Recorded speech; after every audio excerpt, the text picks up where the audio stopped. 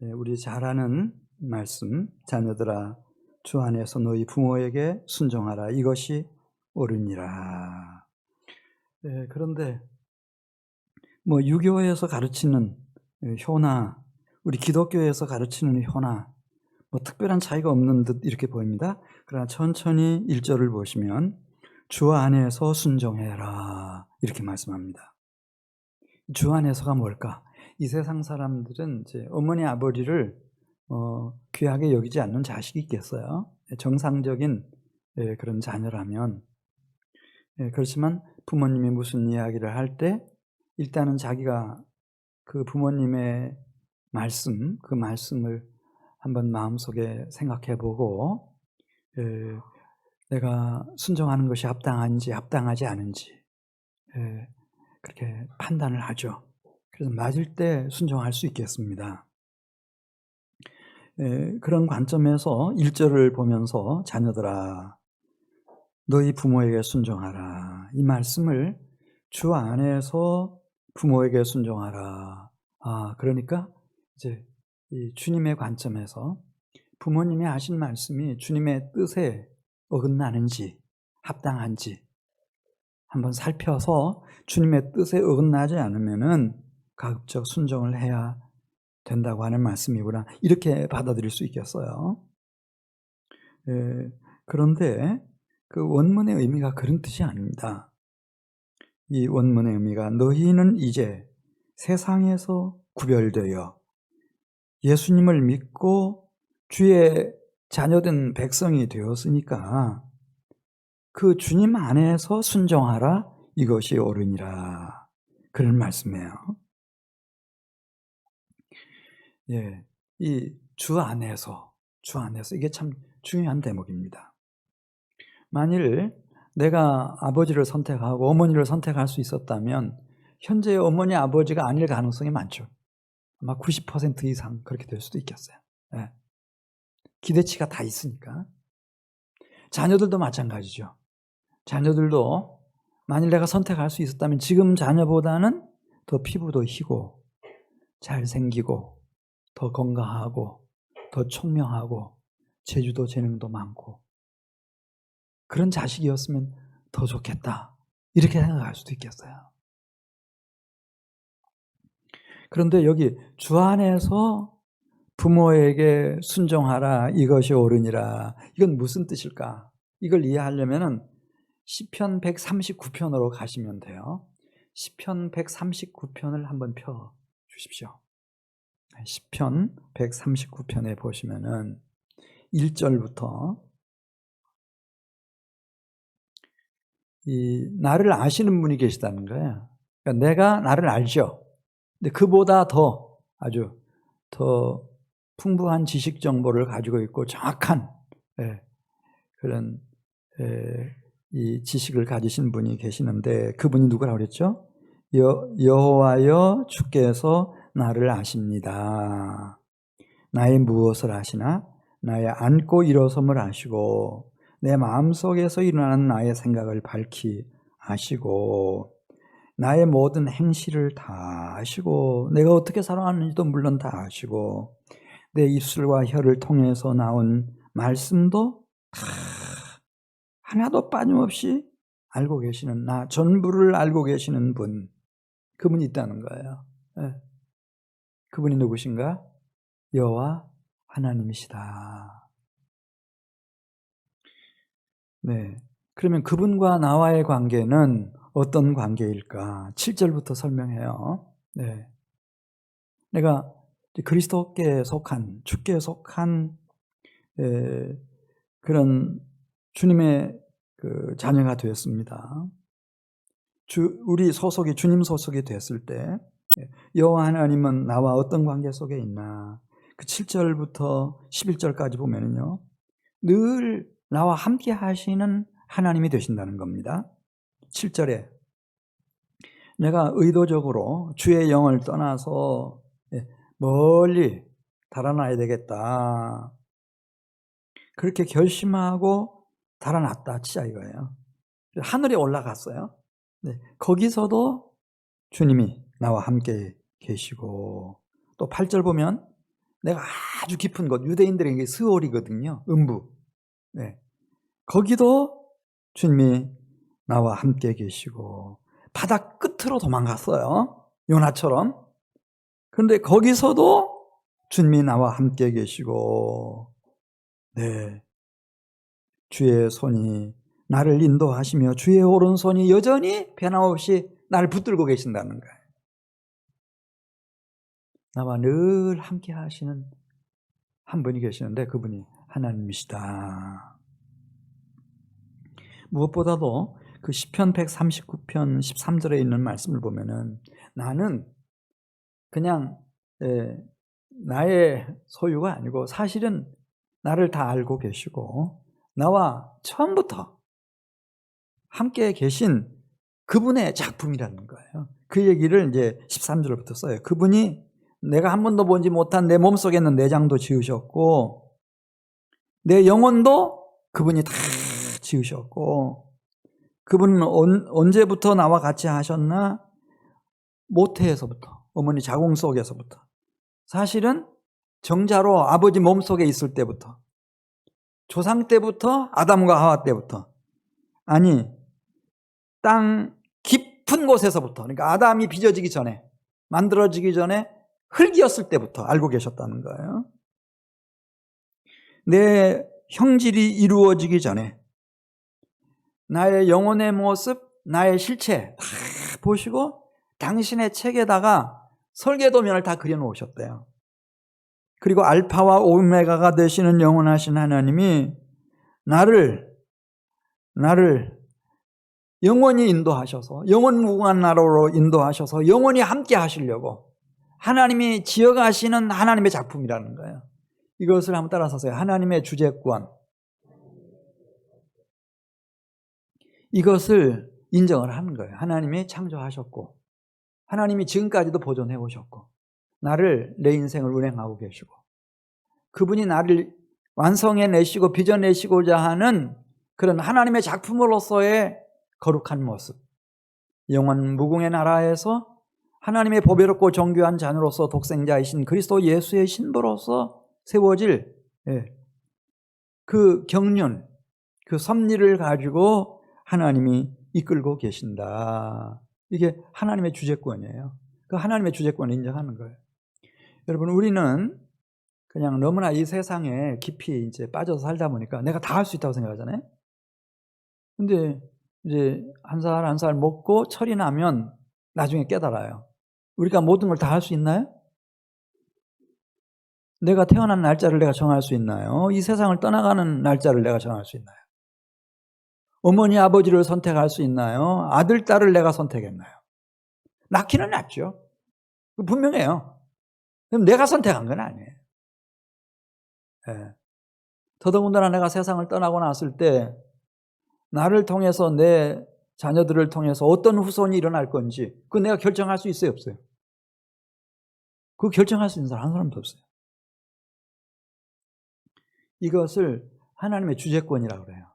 하나님이 결정하시는 거예요. 네. 내 아버지도 하나님이 사실 결정하신 거예요. 내 어머니도 하나님이 결정하신 거예요. 내 자녀들도 하나님이 결정하신 거예요. 딸을 원하지만 아들이 태어나기도 하고 아들을 원하지만 딸이 태어나기도 하고 네. 하나님이 결정하신 거예요. 우리 후대도 하나님이 다 결정하실 거예요. 그러나 그 결론은 유일무이한 하나님의 작품으로 나를 빚어내시는 거예요.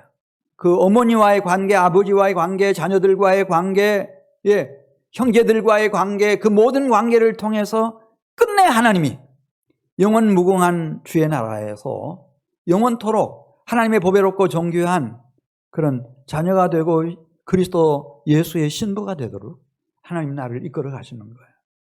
이것이 하나님의 주재권이고 이것을 주 안에서라고 말씀하는 거예요. 자녀들아, 부모에게 순종하라. 이것이 옳으니라.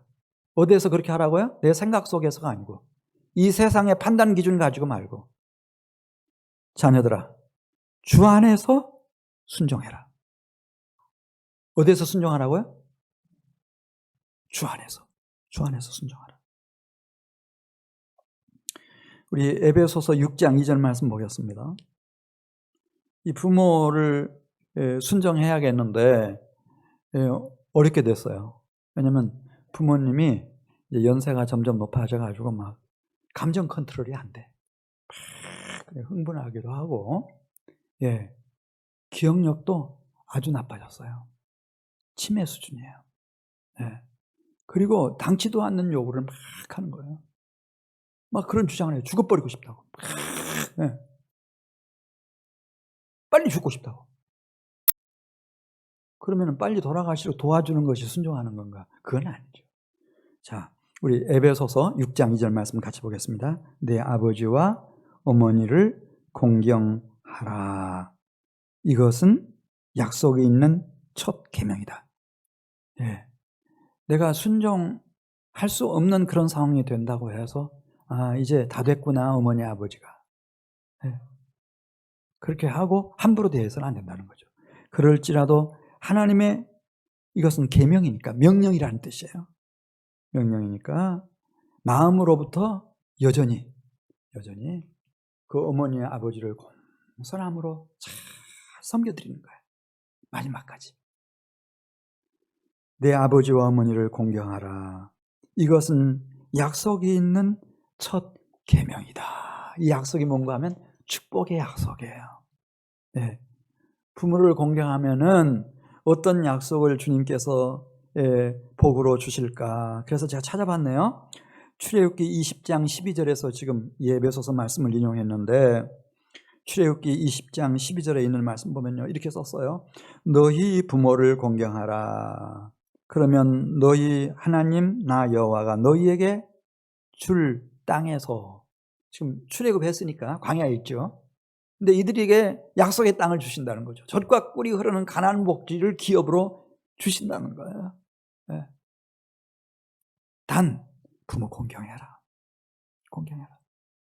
왜 부모 공경이 그렇게 중요한지 이제 뒤에서 말씀드리겠어요.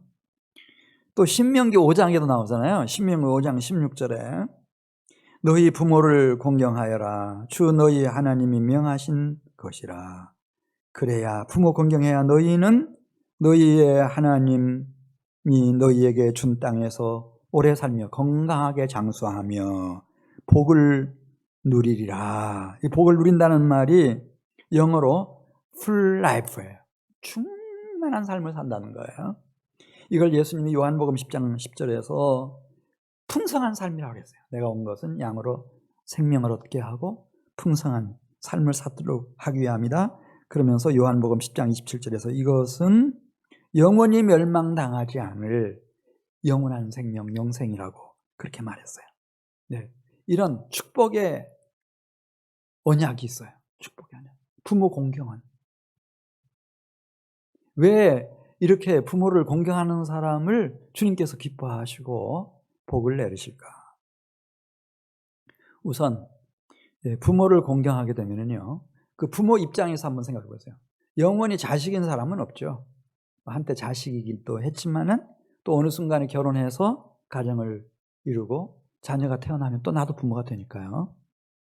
그런데 만일 내 자녀 중에 정말 부모님을 주 안에서란 말은 이 어머니, 이 아버지를 하나님이 나에게 나의 하나밖에 없는 어머니 아버지로 세워주셨다. 이렇게 믿고 순종하고 순종할 수 없는 상황이 온다 할지라도 변함없이 공경하고 잘 받들어 섬기면은 그 부모님 입장에서는요, 이것만큼 기쁘고 즐겁고 행복한 일이 없어요. 세상 사람들이 자기를 향해서 어떻게 말한다 할지라도 그림자처럼 나의 가장 가까운 거리에서 나를 어려서부터 지금까지 보고 자라온 내 아들, 딸이 나를 순종해요. 귀하게 여기면서 공경해요. 마음으로부터 우러나서 공경해요. 이걸 알죠? 다 알아요. 다 소문났어요. 집안에도 소문나고 마을에도 다 소문났어요. 효자라고, 효녀라고. 그리고 형제들도 다 다른 일은 모르지만 어머니 아버지에 대한 일이라면은 다른 형제들도 다 협조해요. 왜냐면 그 아들이 효자고 효능인 거 다 아니까. 그리고 아버지, 어머니는 생각하는 거예요. 제 친구 아버지가 그렇게 말했대요. 제 친구, 효자 친구 하나 있는데 늘 하는 얘기가, 너는 내 아들은 아니다. 너는 내 자식이 아니고 하늘이 보내준 나의 소중한 축복이다. 하늘이 보내준 축복이다. 부모는 그래요. 돌아가실 때까지 만일 자녀가 나를 순종하고 마음으로부터 우러난 진정 어린 공경을 바치고 있는 모습을 보면은요, 아, 내가 이 세상에 잘 태어났다, 못 태어났다. 잘 태어났구나. 내가 잘 살았다, 못 살았다. 잘 살았구나. 아, 참 나는 행복한 사람이구나. 네. 야곱이라고 하는 믿음의 조상이 있었잖아요. 이스라엘 혹은 야곱. 야곱에게 요셉은 영광의 상급이에요. 그 장례식 때 보십시오. 뭐 자기 가족들뿐만 아니라 그 애굽 사람들까지, 고관 대작들까지 다 요셉 하나 때문에. 네. 요셉은 야곱, 이스라엘의 상급이죠. 최고의 상급이에요. 모세는 그의 부모인 아므람 요게벳에게 영광이죠. 영광이죠.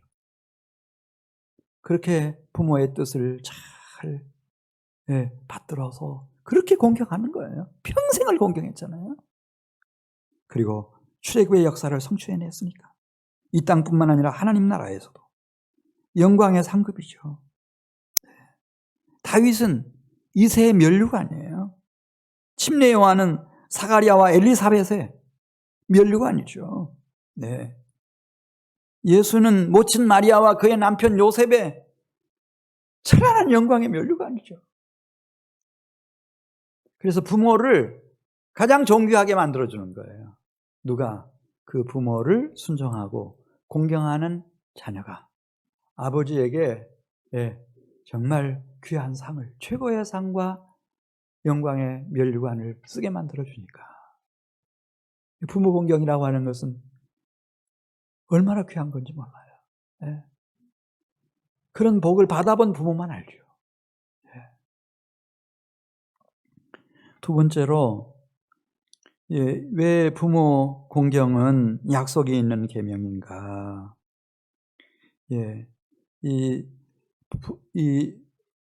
우리는 이 땅에 부모님이 계시고 또 하늘에도 아버지가 계시는데 그 하나님 아버지를 섬기려면은 이 준비가 필요하거든요. 성품적인 준비, 영적인 준비. 이 준비가 끝난 사람을 우리가 경건한 사람이라고 말합니다. 경건한 생애, 경건한 성도, 경건. 근데 그 경자가 공경할 경자예요.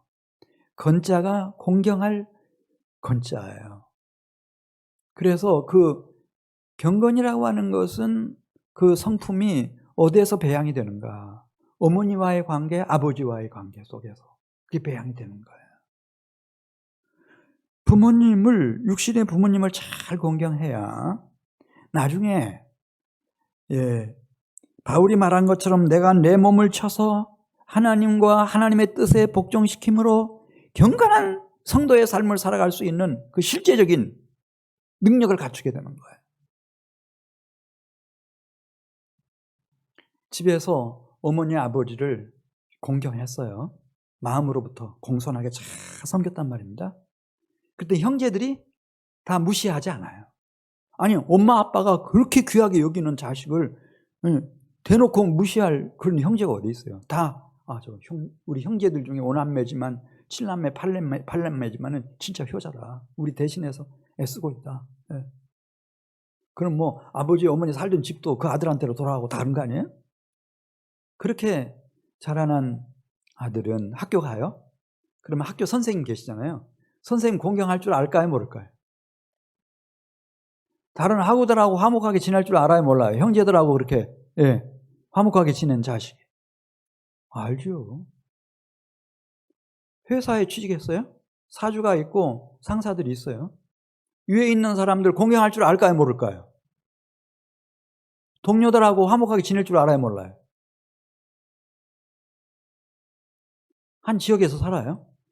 연세 많으신 어르신들 공경할 줄 알까요, 모를까요? 이웃 사람들과 화목하게 사랑하면서 살아가는 법 알아요, 몰라요? 이런 사람에게 기회가 오는 거예요. 장사를 하든 시의원을 출마를 하든 무슨 일을 하든 저 사람? 네. 이런 사람에게 반드시 기회가 오죠.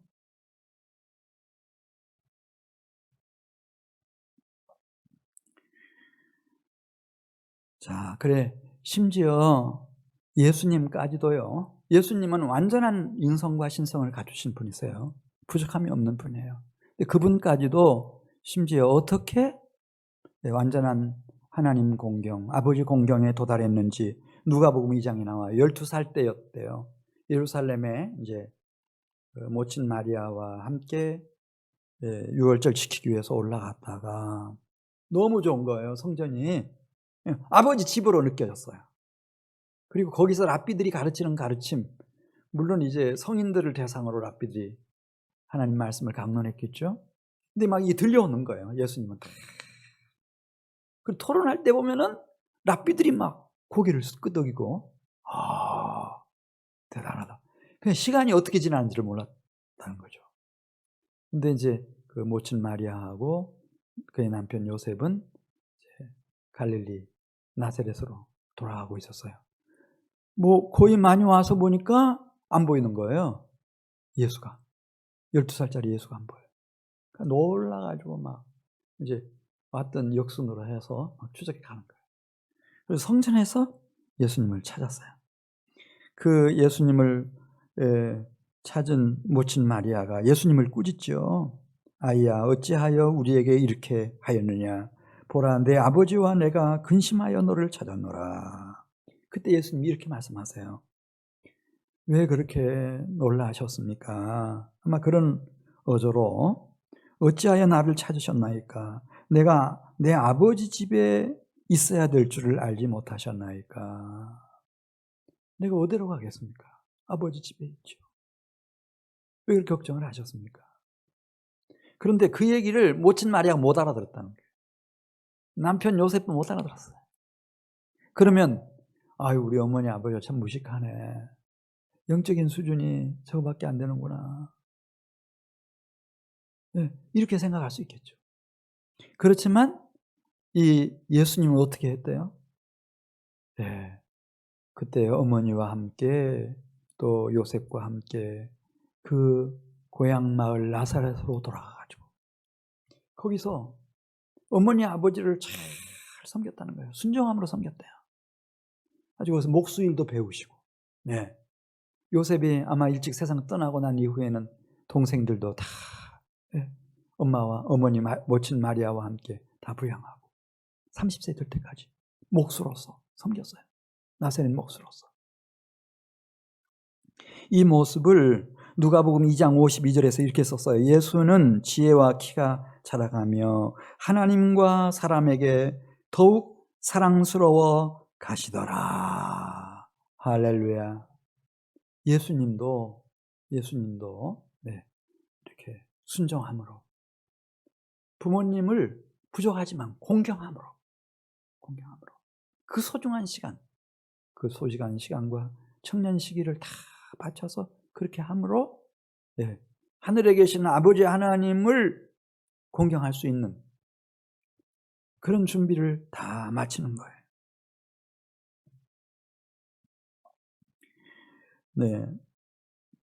그래 골로새서 3장 20절에 있는 말씀을 보면 부모를 순종하는 것과 주 하나님을 순종하는 것을 나누지 않았어요. 이렇게 썼어요. 골로새서 3장 20절 자녀들아 너희 모든 일에 부모에게 순종하라. 이는 주 안에서 기쁘게 하는 것이니라. 이걸 문맥을 살려서 정확하게 번역하면 이런 뜻입니다. 자녀들아 너희 모든 일에 부모에게 순종하라. 이는 주님을 기쁘게 하는 것이니라. 이 땅에서 육신의 부모를 공경한 사람이 비로소 하늘에 계신 아버지 하나님을 참되게 공경할 수 있기 때문에 경건한 삶을 하나님 앞에서 비로소 온전하게 살아낼 수 있기 때문에 하나님은 부모 공경을 그렇게 기뻐하십니다. 골로새서 3장 22절에 있는 말씀을 보면은 이 공경하는 훈련하는 장소라는 거, 이 세상은. 예를 들어서 내가 어느 곳에 취직을 했는데 거기 못되게 구는 그 상전이 있다. 네. 그렇다 하더라도 여기 이렇게 말씀합니다. 육신의 상전들에게 순종해라. 사람을 기쁘게 하는 세상 사람들처럼 눈가림만 하지 말고 오직 주를 두려워하여 성실한 마음으로 하라. 무슨 일을 하든지 마음을 다하여 주께 하듯 하고 사람에게 하듯 하지 말라. 이는 기업의 상, 하늘의 축복을 상으로 주실 분이 주님이시기 때문이라는 거예요. 왜 나에게 그런 상전을 허락하셨는가? 하나님이 실수 없으셔요. 나에게 꼭 필요해서 그분이 허락하셨다는 거죠. 디도서 3장 1절 말씀을 보면은 통치자가 있어요. 최고 권력자예요. 근데 정신을 못 차리고 뭐가 뭔지를 모르고 날뛰고 있어요. 그러면 세상 사람들은 그 지도자를 향해서 비방할지라도 막 다투면서 일어설지라도 너는 그렇게 하지 말라는 거예요.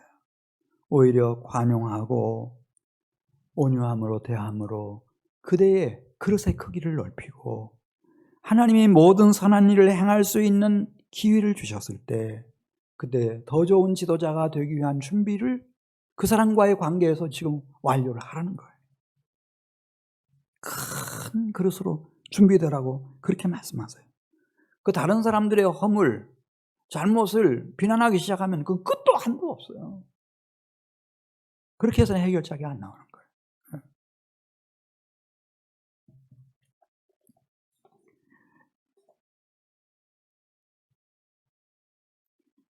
자, 우리가 이제 믿음을 많이 얘기하는데 또 예수님을 믿고 구원받는 일에 대해서 많이 얘기하는데 그것을 이제 아주 집중적으로 다룬 책이 따라서 하세요. 로마서의 주제는 구원론이에요. 한 인간이 어떻게 하나님의 구원에 이를 수 있는지 그걸 쓰고 있는데요. 로마서 1장 5절에 가서 보시면은 믿음이 뭔지를 설명했어요. 네. 예수 그리스도의 종 바울은 사도로 부르심을 받아 하나님의 복음을 위하여 택정함을 입었으니 모든 이방인 중에서 믿어 순종하게 하기 위함이다. 그렇게 말씀했어요. 네. 믿어서 순종하는 거예요. 근데 우리는 어떻게 든 용문인지 믿음만 막 강조해요. 예수님 믿으세요. 이렇게 해놓고는 순종하는 삶을 얘기를 안 했어요. 그러니까 막 교회로 막 한때 몰려왔죠. 우리 교회도 한때 막 들어올 수 없을 만큼 밖에 서서 기다려야 할 만큼 막 사람들이 몰려온 때가 있었어요. 근데 많이 떠나버렸어요. 로마서 6장 16절에 있는 말씀을 보면은 왜 순종함이 중요한지 이렇게 설명해요. 누구에게 순종하든지 그 순종함을 받는 사람의 종이 되는 줄을 너희가 알지 못하느냐. 혹은 죄의 종으로 사망에 이르고 혹은 순종의 종으로 의에 이르느니라. 누가 진정으로 의롭다함을 받고 구원받은 사람인가? 믿음으로 순종에 이른 사람이라는 거예요. 로마서 마지막 장이 16장이잖아요. 그 25절부터 마지막에도 그거 얘기하는 거예요. 네. 무슨 얘기하고 있는가? 나의 복음과 예수 그리스도를 전파함은 모든 민족을 믿어 순종하게 하는 것이다. 믿어 순종하게 하는 것이다.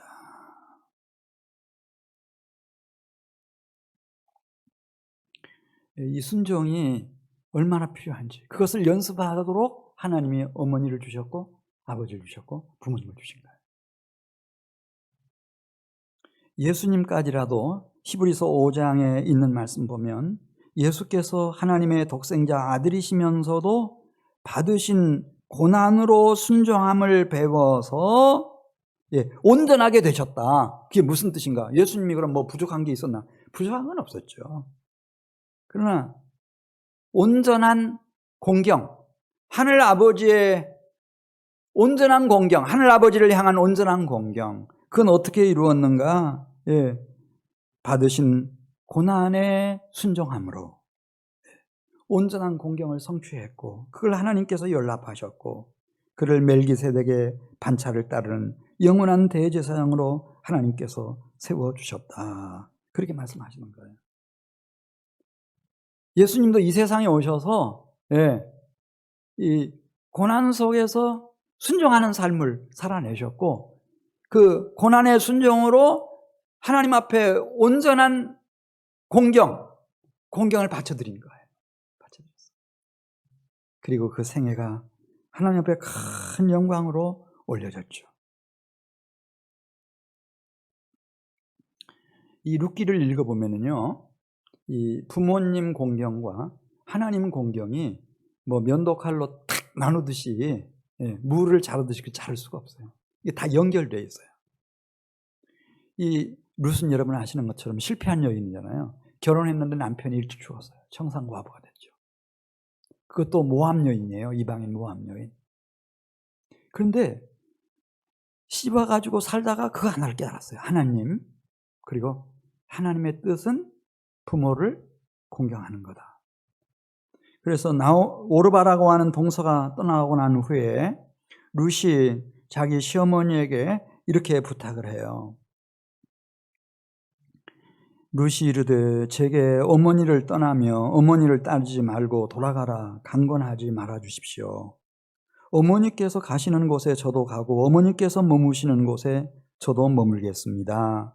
어머니의 백성이 저의 백성이 되고 어머니의 하나님이 저의 하나님이 되시리니 어머니께서 죽으시는 곳에서 저도 죽어 거기 묻힐 것입니다. 만일 제가 죽는 일 외에 어머니를 떠나면 여호와께서 제게 벌을 내리시고 더 내리시기를 원합니다. 여기 보면은요, 이 룻에게는 그 신기한 깨우침이죠. 지금 현재 아무런 소망이 없는 상처투성이고, 이제 마지막 하나 죽음을 기다리면서 고향 땅 베들레헴에 묻히기만을 소망하고 있는, 그래서 이제 그 베들레헴으로 떠나가는 이 시모 나오미를 공경하는 거다, 이렇게 깨달은 거예요. 그리고 공경을 했어요. 그리고 순종했어요. 그랬더니 보아스라고 하는 베들레헴의 아주 경건하고 유력한 신랑을 맞이하게 되잖아요. 거기서 오벳이 태어났는데 그의 손자가 여러분 이새의 아들 다윗인 거예요. 왕이 됐죠. 다윗 왕조가 일어났어요. 할렐루야.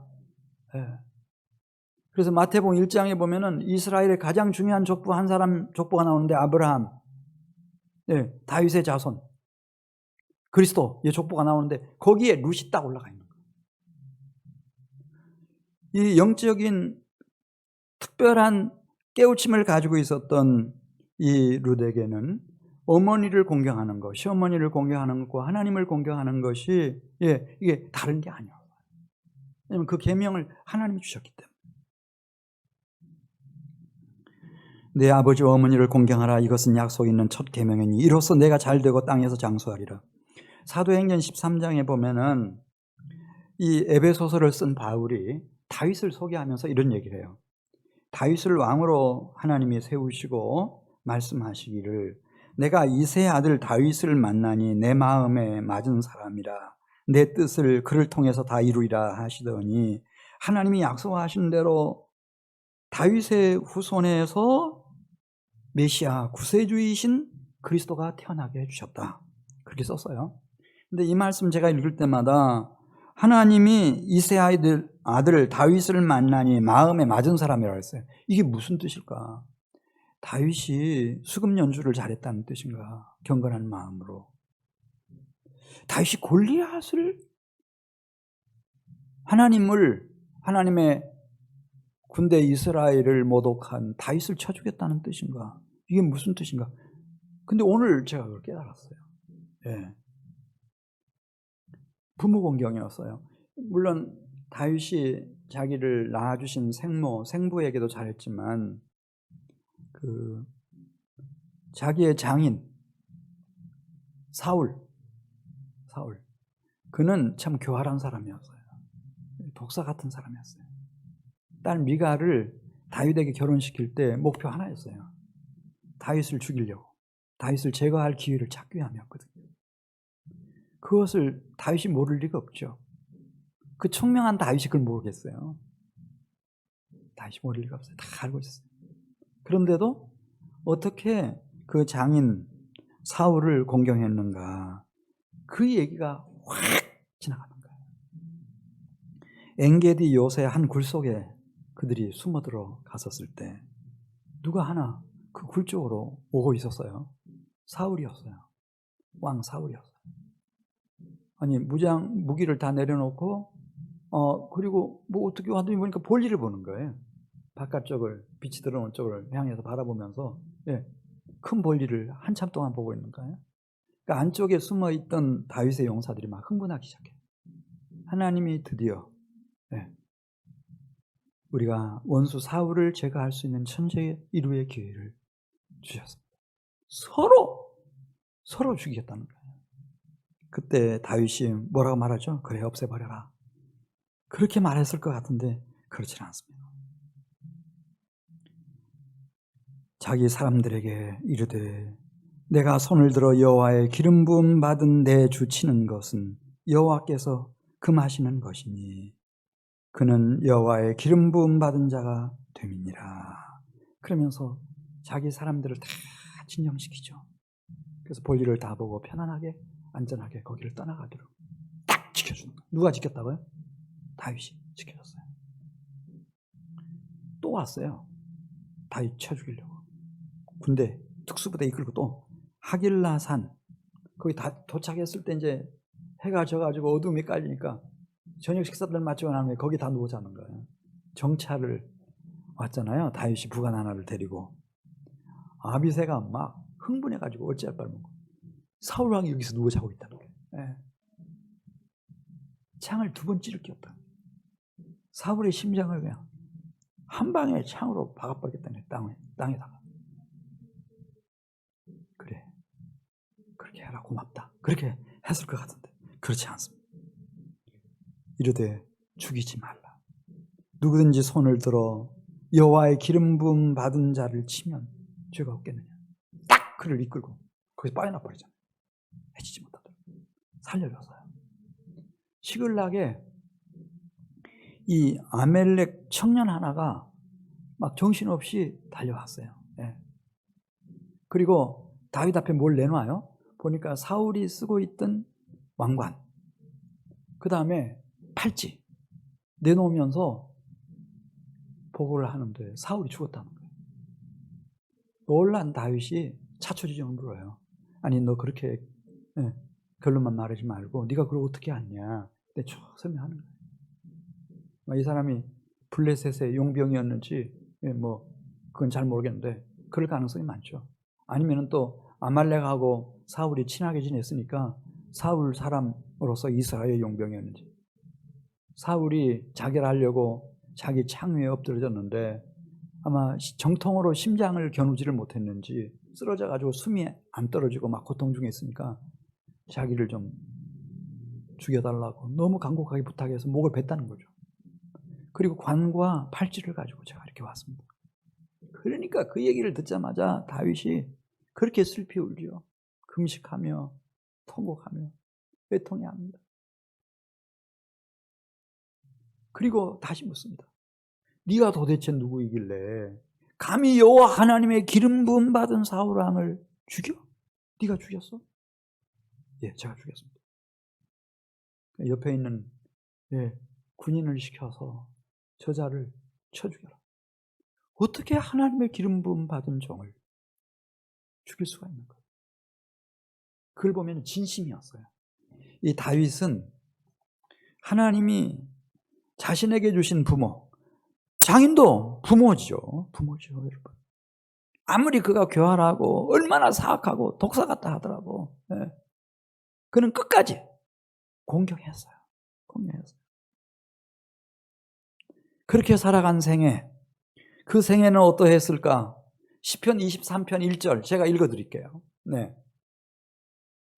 이 생애는 여호와 하나님을 공경하는 생애고 여호와 하나님을 순종하는 생애고 온 마음을 다해서 어린 양의 목자를 따르듯이 주님만을 바라보고 따랐으니까 그렇게 할 수 있었겠죠. 이렇게 써요. 여호와는 나의 목자시니 내게 부족함이 없으리로다. 부족함이 없게 하셨어요. 하나님 선한 목자가 되셔서 먹을 거, 마실 거, 입을 거, 뭐 왕으로서의 행정 능력, 때로 전쟁터에 나가면은 무슨 전략, 전투력, 모든 것에서 뭐 수금 하나를 연주해도 그렇고 시를 한 수 써도 그렇고 부족함이 없게 주셨어요. 그가 나를 푸른 풀밭에 누이시며 쉴만한 물가로 인도하시라. 다윗은 자기 자신을 알아요. 자기는 어린 양이에요. 넘어지면 제대로 일어나지도 못해요. 그때마다 나를 일으켜 주시고, 나는 양이기 때문에 시력이 너무 약해. 2m만 떨어지면 안 보여. 눈앞에 보이는 풀밖에 안 보여.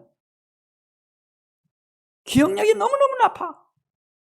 그런데 어디에 쉴만한 물가가 있는지 용케 찾아가지고 거기까지 나를 인도해 주신 분. 때로 나도 사람인지라 주님을 떠나 내 영혼이 영적인 힘을 잃고 유리방황할 때 내 영혼을 소생시켜 주시고 자기 이름을 위하여 끝끝내 나를 의의 길로 인도해 주셨어요. 그리고 그 길로 인도함을 받게 해주셨어요. 누구나 다 미혹을 받고 사망의 음침한 골짜기 다 통과해야 되잖아요. 이걸 면제받는 인생은 없어요, 여러분. 그러나 내가 사망의 음침한 골짜기로 다닐지라도 해를 두려워하지 않을 것은 주께서 나와 함께 하심이라.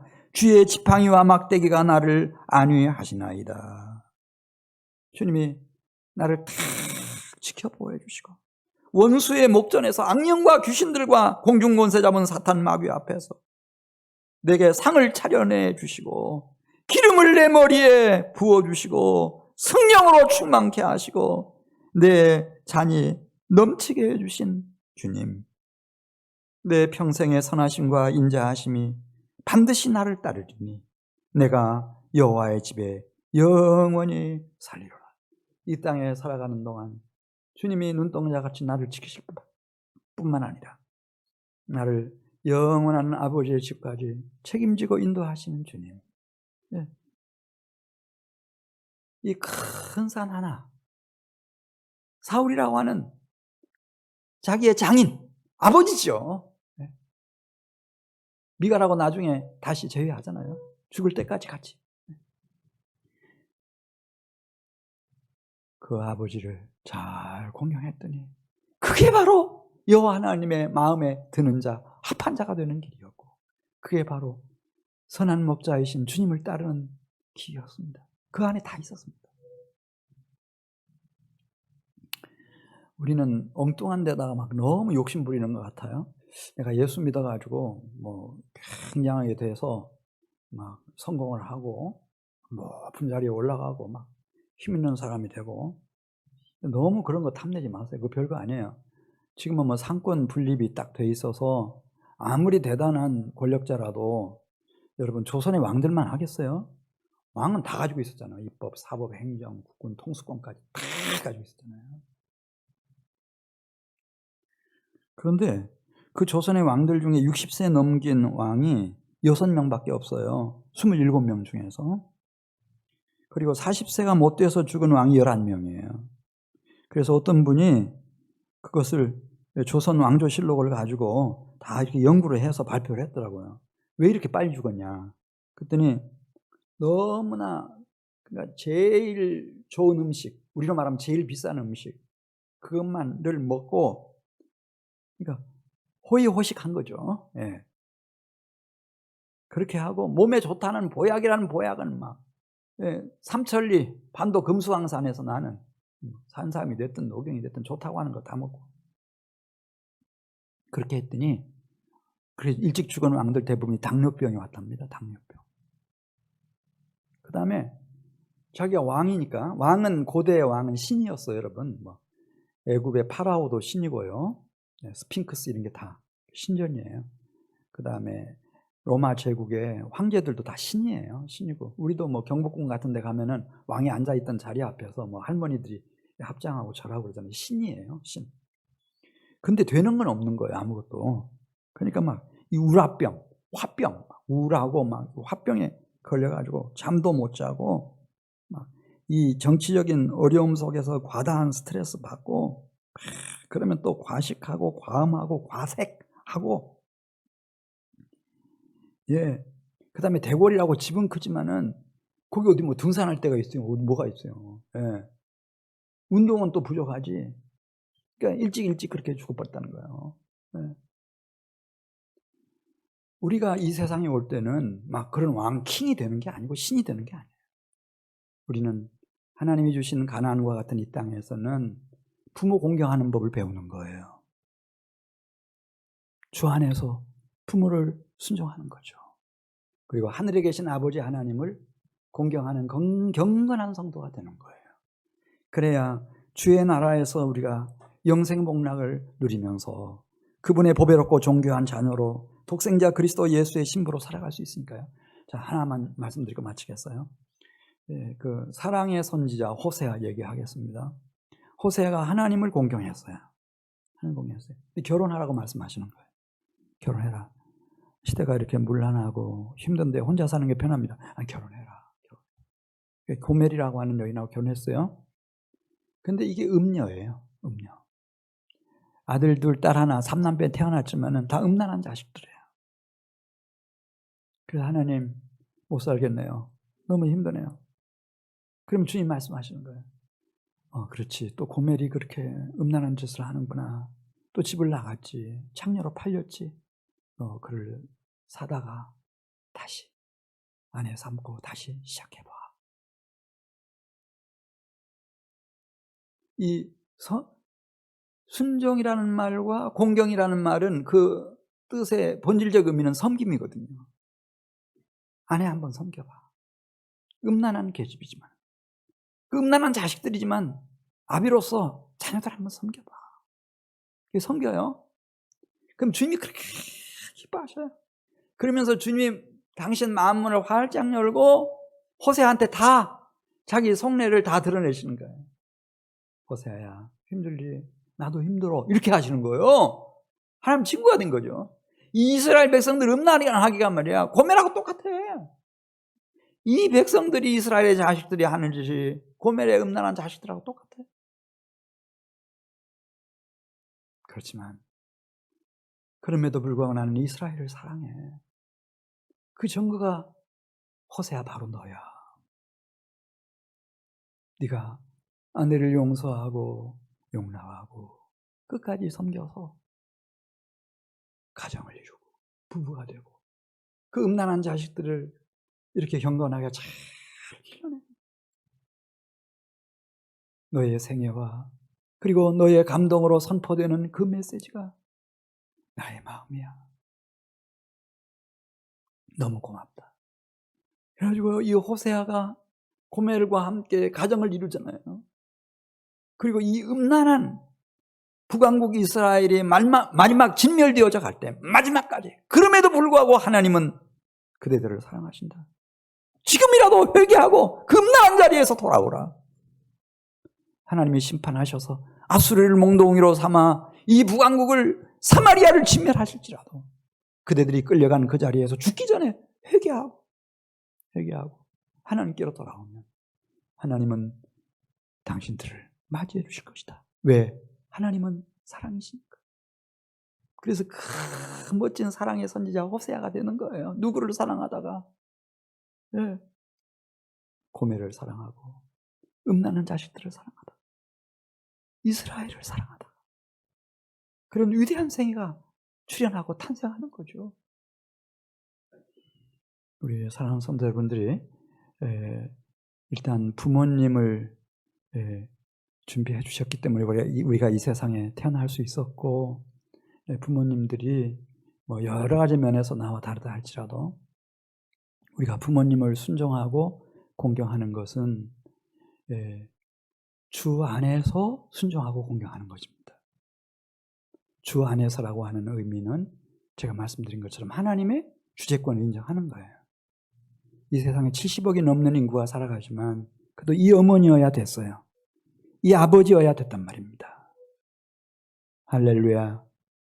그래야 내가 경건한 하나님의 보배롭고 정교한 자녀로 정말 유일무이한 이 우주 세계에서 지금까지 아담과 하와 이후로 유일무이한 그런 그리스도의 신부로 하나님의 작품으로 빚어질 수 있기 때문에 하나님이 나에게 허락하신 부모님이고 나에게 허락하신 상황이에요.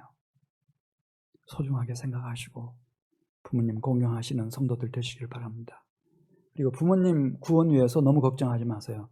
여러분들이 부모님 순종하고 마음에서부터 정말 공손하게 잘 받들면 부모님은 그 자식을 따라갑니다. 다 알아요. 아, 내 아들이, 내 딸이 정말 나를 공경하는구나. 그 위해서 기도하면 그래, 나도 내가 섬기는 하나님 섬기고 싶구나. 내가 믿는 예수님 믿고 싶구나. 나 죽고 나가들랑. 다 알죠. 그 아들이 장례식도 다 주관해야 될 거예요. 형제들 여럿 있지만 다 알아요. 기독교 장으로 할 수 있도록 도와다오. 같이 기도드리겠습니다. 하나님 아버지 감사합니다.